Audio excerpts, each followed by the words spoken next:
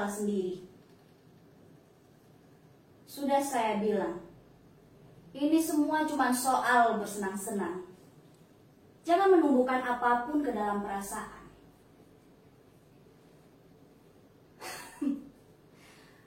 Ngomong cinta, memangnya ada cinta di dunia ini? Jangan munafik, hai para lelaki. Jangan suka menaruh iba, alih-alih ingin menyalurkan ereksi kalian kepada setiap perempuan.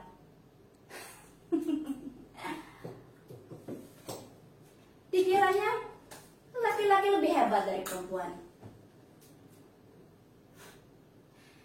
Yang benar saja. Jangan lupa mematikan.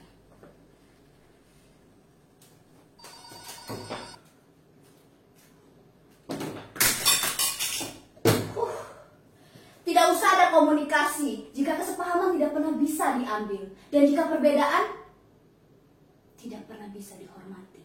Selesai.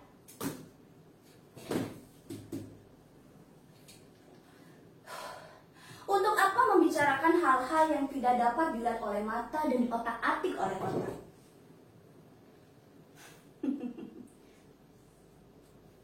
Rasa. Ya dirasakan saja.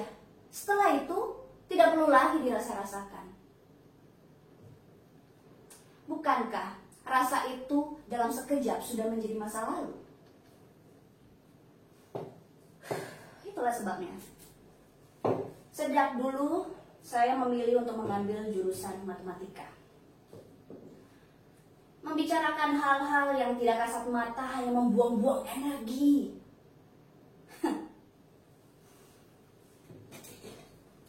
Reiki, pengobatan alternatif.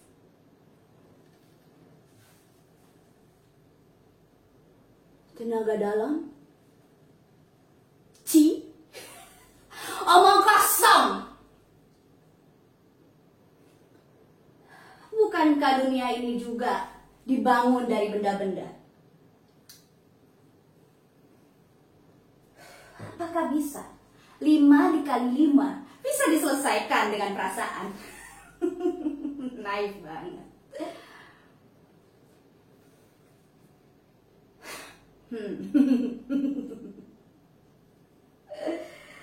Sastra pengobatan.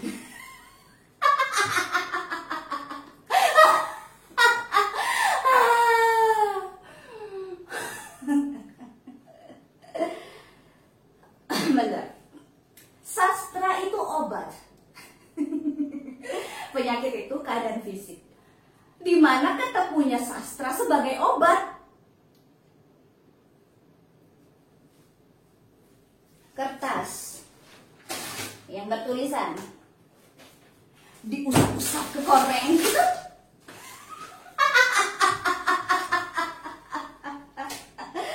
Yang pasti-pasti sajalah.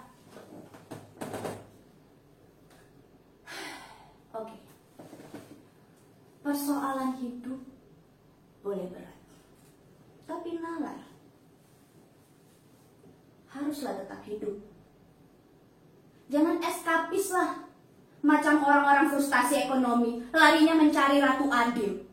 Adililah dirimu sendiri sejak dari pikiran. Jangan menyalahkan keadaan sosial. Akhir-akhirnya lari ke klinik juga. Dasar otak dungu.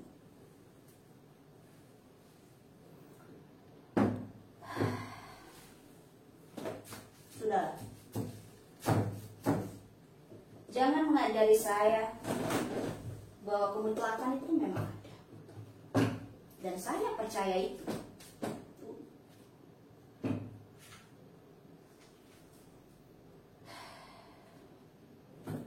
Ini semua hanya soal-soal yang mengerikan. Soal-soal yang tidak masuk akal. Bagaimana bisa orang yang berpenyakit kanker setelah bertahun-tahun menempuh kemoterapi dan gagal bisa diselesaikan dengan hanya membaca selembar karya sastra saja?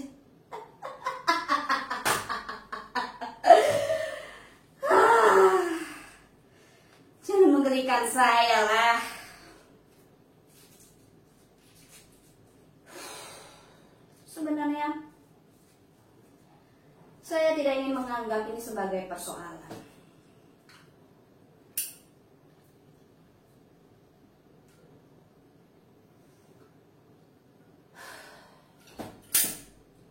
Tapi semakin lama penyangkalan akan batas nalar itu, justru saya semakin penasaran. Karena ketika seorang teman dekat saya, ia kena kanker dan ia berhasil tersembuhkan oleh pengobatan aneh itu.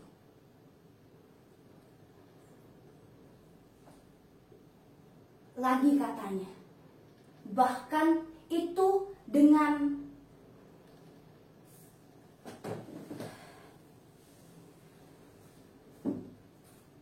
metode sastra pengobatan yang paling dasar.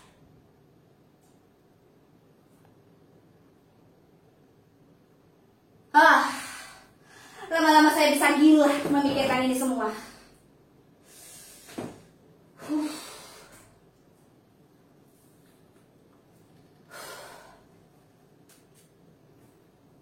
Tapi kalau saya mau membuktikannya, bukankah saya harus sakit juga? Lantas, penyakit apa yang bisa membuat saya membuktikan bahwa sastra pengobatan itu berhasil?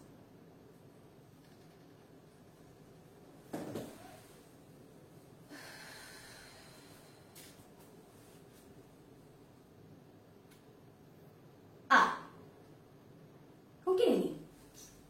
Mungkin seperti yang dituduhkan oleh banyak orang, termasuk keluarga saya sendiri, bahwa saya adalah perempuan yang tidak mengenal cinta. Ya, itu sudah cukup untuk menistakan saya sebagai orang sakit. Nah, jadi tantangan. Ya, jadi tantangan. Tantangan ini yang kemudian membuat saya menjadi tertarik. Minat saya menjadi tertarik olehnya. Seorang penyair dengan jumawanya mengibarkan bendera sastra sebagai penyembuh. Sebuah jargon yang menggelikan saya.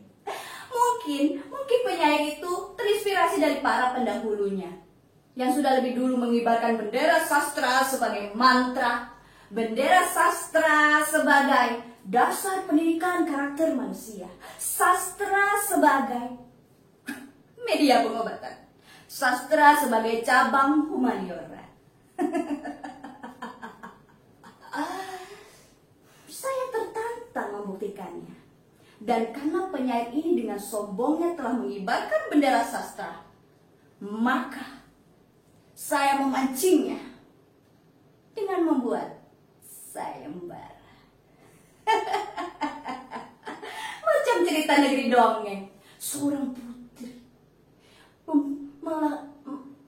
putri mengadakan sayembara untuk menyembuhkan penyakitnya. Tapi memang begitu kenyataannya.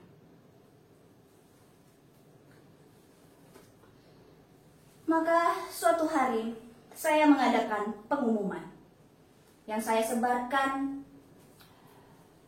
di semua media sosial, online maupun offline. Di sana saya katakan bahwa seorang putri sedang mengalami penyakit aneh, yaitu ia tidak dapat merasakan cinta.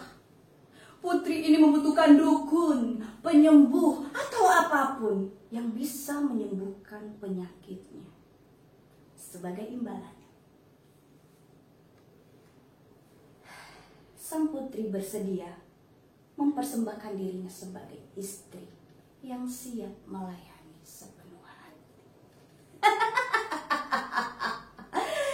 Semua cerita negeri dongeng yang menggairahkan.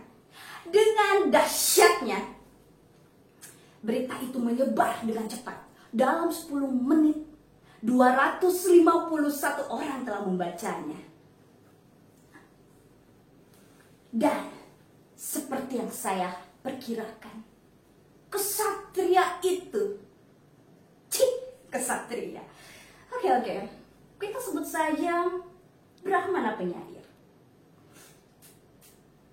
Baik, Brahmana penyair ini akhirnya menunjukkan diri sebagai orang yang paling diperlukan untuk pengumuman tersebut. Bangga rasanya ketika menyaksikan jejaring kita dapat menjerat burung-burung yang sedang terbang.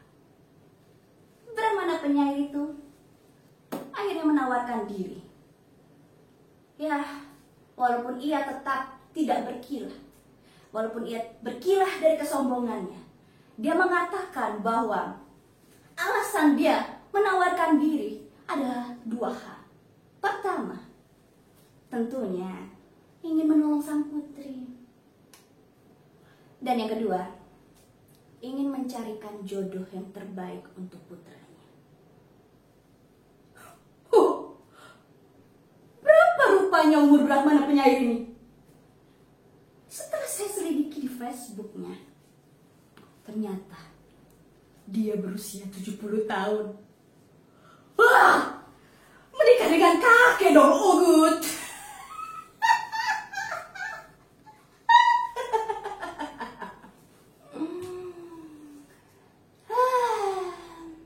Tibalah di hari yang kami sepakati. Bertemulah kami dalam sebuah ruangan private.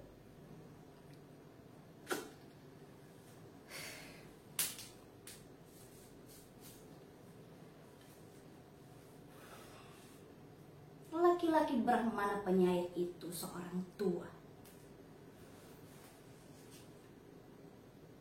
Rambutnya perak dan janggutnya serabutan.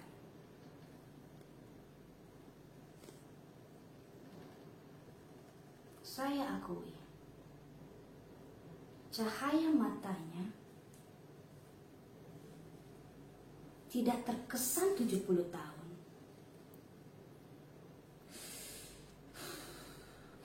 Atau okelah 70 tahun. Tapi sungguh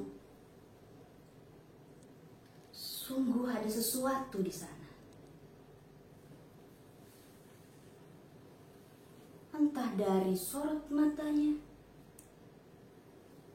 entah dari keseluruhan penampilannya, atau dari irama bicaranya. Tapi saya akui, laki-laki Brahmana penyair ini adalah lelaki yang berbeda. Saya akui, di situ saya tergetar. Brahmana penyair itu menatap saya dalam-dalam, seolah-olah sedang mengukur untuk menyelami samudra hati yang saya miliki. Herannya, kenapa saya tidak bisa kembali menatapnya?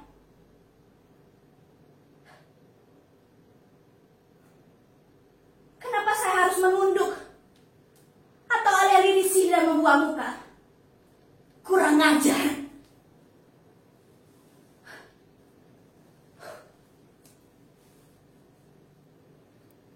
Di sebuah bangunan berdinding geblok beratap, laki-laki Brahmana penyair itu mengatakan bahwa untuk mengenal cinta, seseorang harus mengalami 2 syarat. Pertama, yaitu ketelanjangan.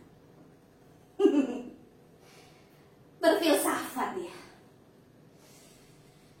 Jadi orang harus duafa dengan fitrahnya sebagai manusia. Istilahnya, manusia harus miskin di hadapan semesta. Terserahlah kau penyair, Aku hanya ingin mengujimu saja. Lalu, syarat kedua, tidak boleh membantah. Sebab ilmu hanya bisa berada karena laku.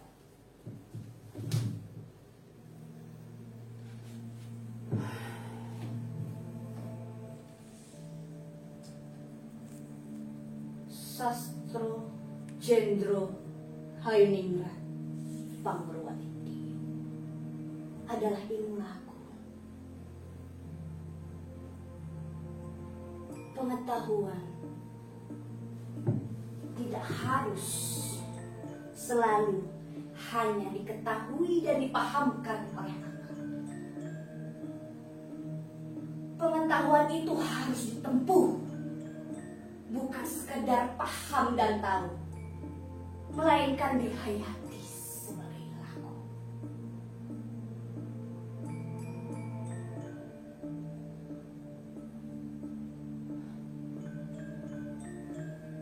Sesudah itu, lelaki Brahmana penyair itu memaparkan tentang konsep sastra pengobatannya. Aneh. Di situ saya tergetar. Yang dikatakan itu benar. Oh, otak saya tidak mampu melawan getaran yang muncul dalam diri saya.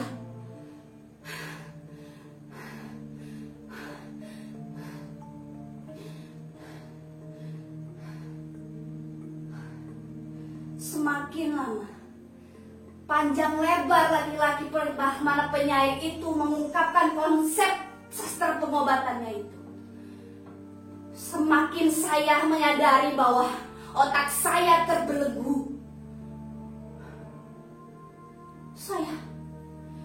Saya tidak mampu melakukan perlawanan apapun. Ya, malam itu saya kehilangan akal. Saya mengapung di antara mega-mega. Saya terbuai oleh syair-syair yang bahkan saya tidak memahami artinya, isinya. Tapi sungguh itu menindakbobokkan saya.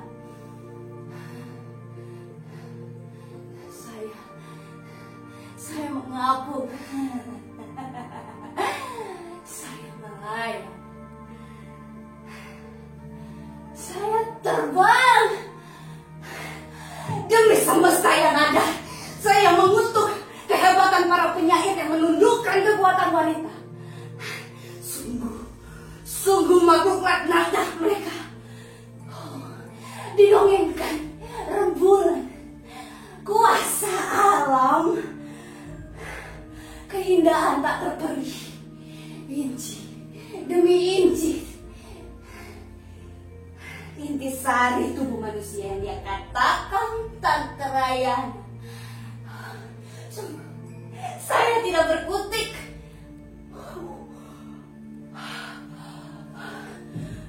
Dipraktekkannya kemudian tentang keindahan kesatuan kehidupan melalui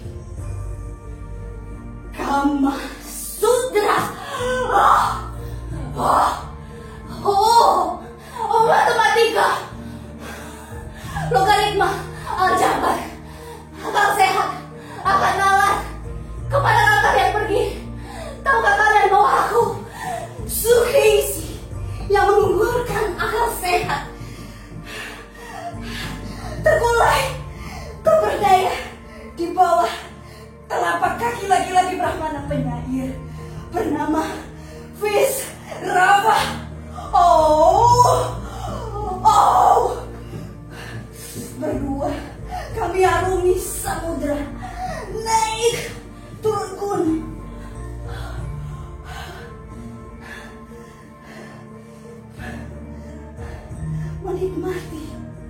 Menikmati keindahan alam, menjadi saksinya. Mega-mega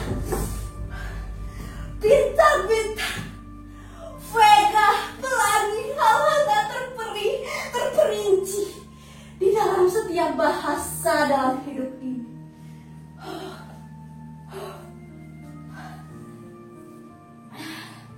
Kami berlayar memasuki jantung bumi, jantung kehidupan, cinta dan keindahan sejati.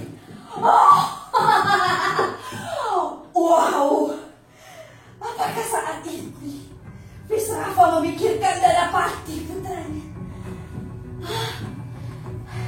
Untuk apa? Untuk apa membagikan keindahan sejati kepada orang lain, termasuk putranya sendiri? Maka berlayarlah kami ke negeri lupa, di mana segalanya menjadi milik sendiri.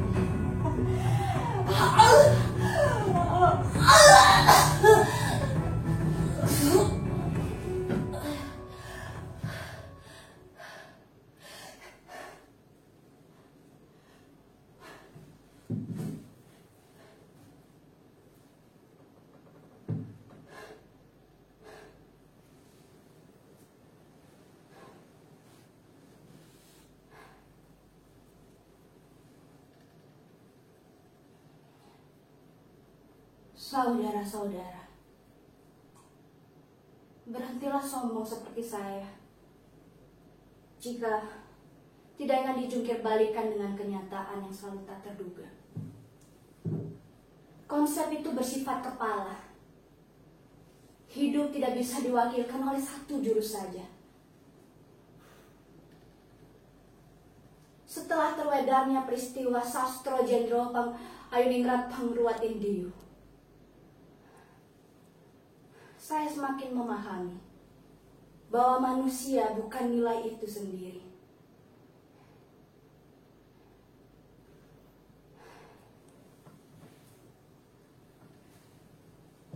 Ucapan yang keluar dari mulut yang dipersatukan dengan laku akan membuat orang frustasi. Manusia itu berbeda dengan nilai. Nilai boleh sempurna, tapi manusia tidak. Maka dari itu, jangan percaya kepada siapapun kecuali kepada sang laku.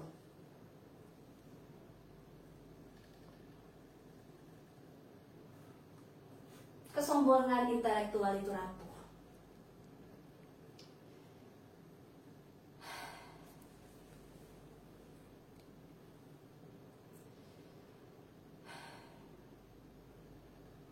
Hal ini membuktikan bahwa konten, intelektual, moralitas, itu semua ramuan paradoks yang mengancam kedudukan seseorang. Jika Sastro Jendro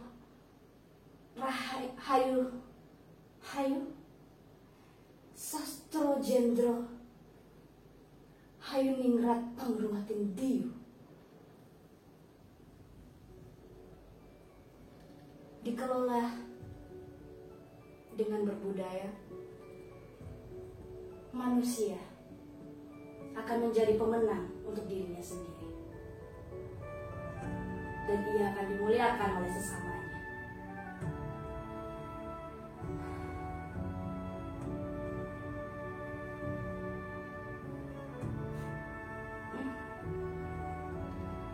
Hal ini membuktikan bahwa seks adalah agresi purba yang tak dapat disembunyikan, tapi bisa dikelola. Jika ia disembunyikan layaknya Ci yang salah, maka dia akan jebol dan menunjukkan dirinya yang sebenarnya.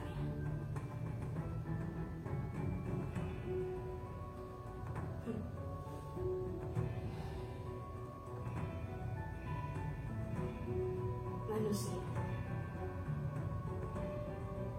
yang tidak bisa mengelola dirinya akan kembali menjadi manusia perburuan, manusia purba di zaman